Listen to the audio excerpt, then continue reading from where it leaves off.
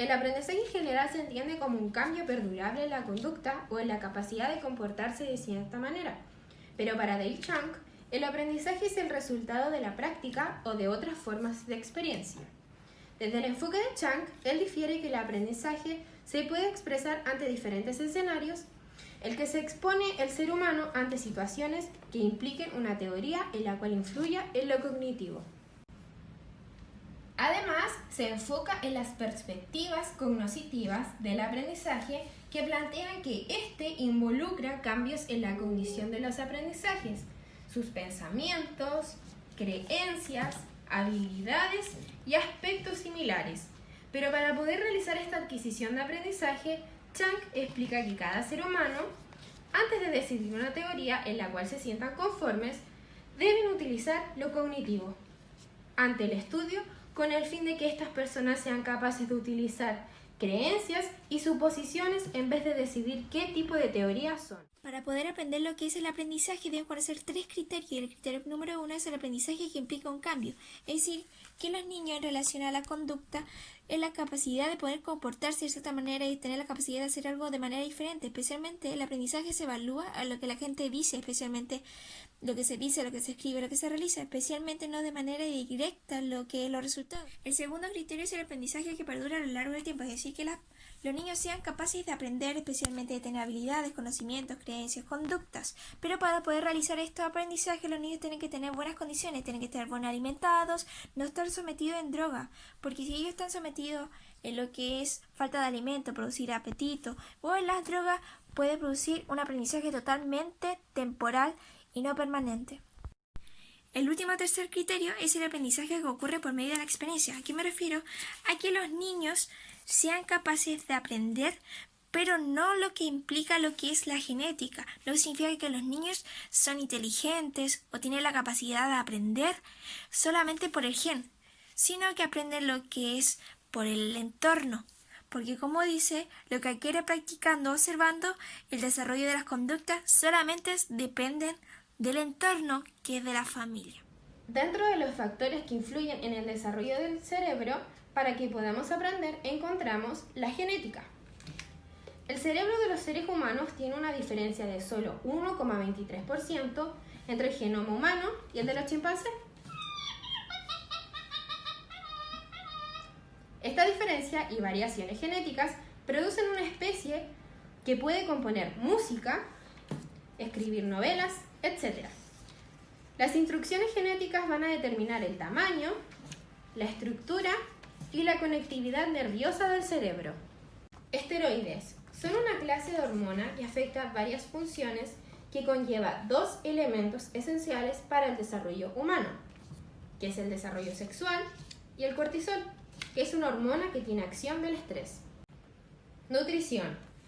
Es uno de los elementos esenciales para el desarrollo fisiológico humano, pero ante la escasez que se puede generar ante la falta de alimentos u otros factores como las drogas ilícitas o el estrés causado, estos factores no deben estar presentes en la gestación de una madre, especialmente al nacer el bebé, debido a lo que puede producir en el desarrollo cognitivo y físico. Estimulación ambiental. Para que el ser humano pueda establecer su desarrollo cognitivo, tiene que experimentar el lazo con el ambiente, el que está presente desde su nacimiento hasta su última capacidad de desarrollo cerebral. El desarrollo del cerebro se retrasa si es que existe una ausencia y o las experiencias son escasas o nulas. Teratógenos, los cuales son sustancias que pueden causar daños internos al cuerpo humano, como el virus y el alcohol. Ante la presencia de estos dos elementos dañinos para el organismo, se puede presenciar el daño en el desarrollo y la interconexión de las neuronas y las células gliales, y en casos extremos puede provocar defectos en el nacimiento. En relación a la fase de desarrollo del cerebro, va a depender por diferentes etapas de edad. Comencemos, que es la etapa prenatal, en la cual se produce que el aumento del desarrollo del cerebro y de su estructura, del número de células, de las células gliales y las células nerviosas. Especialmente entre el cuarto al séptimo mes se produce una mayoría de cantidad de células y hasta el 9 meses se desarrolla totalmente el cerebro. Además, las células tubo neural, parte del cerebro y la forma en que produce la signosis se puede producir hasta 1/4 de millones de células por minuto. La segunda etapa de recién nacido, que se produce en los 28 días, se puede producir una cantidad de 1.000.000 de conexiones, que es un 60% de número máximo de sinapsis que se desarrolla durante el transcurso de la vida. Además, en esta etapa se puede producir efectos profundos y permanentes, especialmente el cerebro puede crecer con rapidez. En la tercera etapa, que se produce entre los 2 a 3 años, los niños pueden producir miles de millones de conexiones más que un adulto presente, porque especialmente en su cerebro puede producir una conexión de vida que es más denso e hay muchas más conexiones nerviosas complejas más que las otras etapas que he demostrado.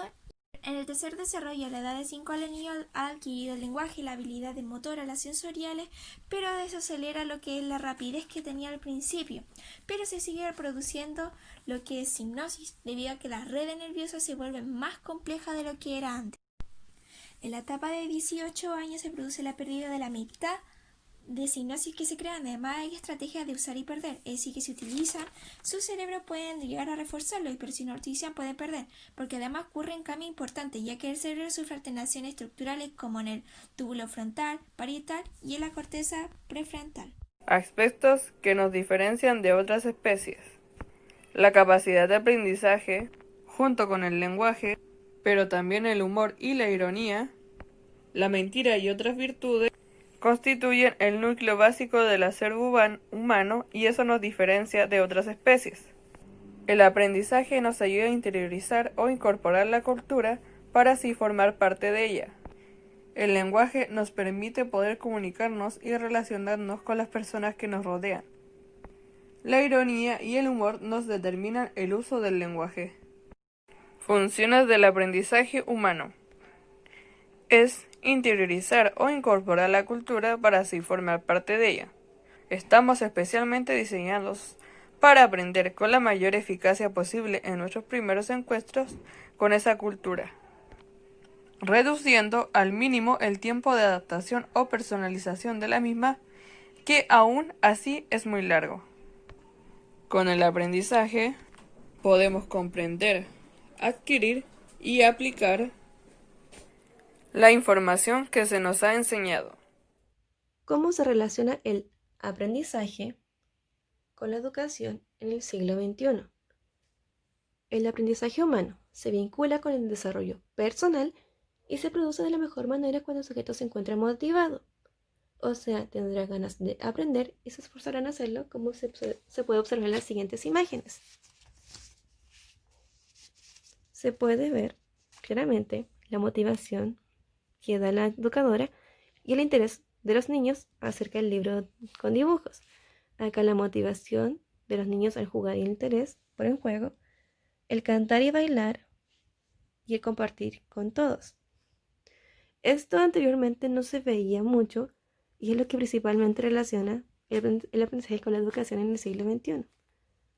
Además están los tipos de aprendizaje, que sería por ensayo y error, por descubrimiento, observacional, receptivo, dialógico, repetitivo, significativo y por último, latente.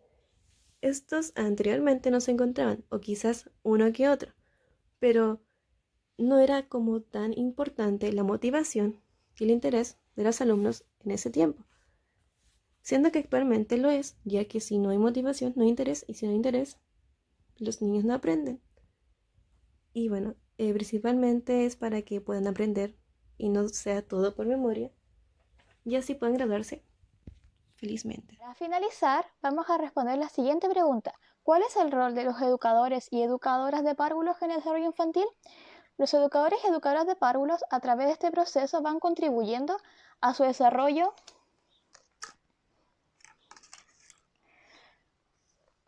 físico y motor,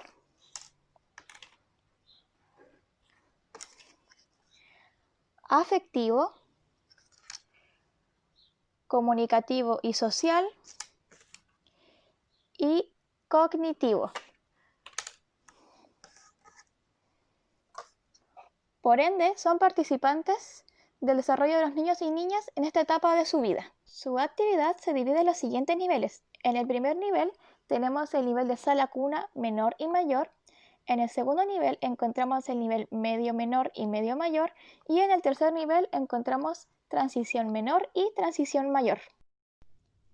Tienen la responsabilidad de preocuparse de que los recursos no estén sucios o en mal estado al momento de trabajar con estos, ya que son fundamentales en el proceso de aprendizaje de los niños y niñas. Estos recursos son variados en forma, colores, texturas, peso, etc., lo cual es más beneficioso en la experiencia de aprendizaje de los niños y niñas. Pero mientras más recursos existan en el aula, más favorable y significativa será la experiencia. El rol de un educador y educadora de párvulos dentro del aula es poder facilitar al niño la comprensión de su entorno, además de mostrar los impactos en el desarrollo infantil de las interacciones positivas y receptivas con los adultos. Debe tener una buena disposición para trabajar con niños, así como también con adultos, teniendo que adecuar su trabajo educativo tanto al niño como a su familia. Esperamos que mediante este recurso audiovisual se lograran responder todas las preguntas asociadas a la psicología del aprendizaje. Muchas gracias por ver.